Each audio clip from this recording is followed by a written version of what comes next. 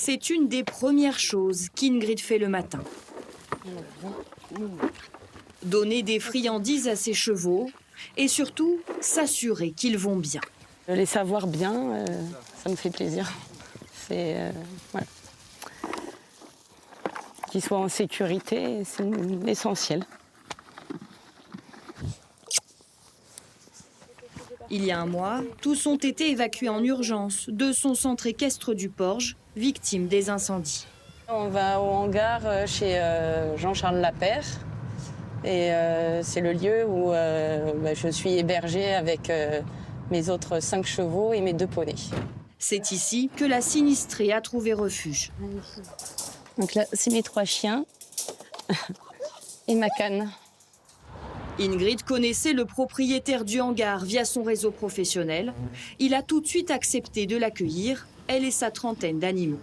Par rapport à ce qu'a subi Ingrid, c'est quand même pas facile.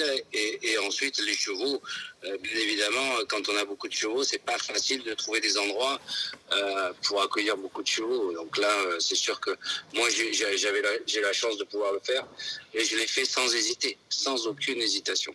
La mobilisation de nombreuses personnes pour l'évacuation et pour l'hébergement illustre un véritable élan de solidarité. Je crois qu'il n'y a même pas eu de question en me disant c'est loin ou ça a été vraiment d'une grande générosité.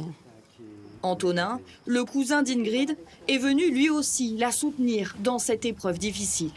Avec les chevaux, c'est très fatigant, les animaux étaient très fatigués, très stressés. C'était beaucoup de logistique et c'était une évidence de pouvoir être vraiment sur le terrain pour les aider, les soutenir et les soulager.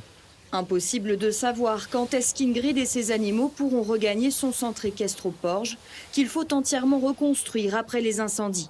Une cagnotte en ligne a été lancée.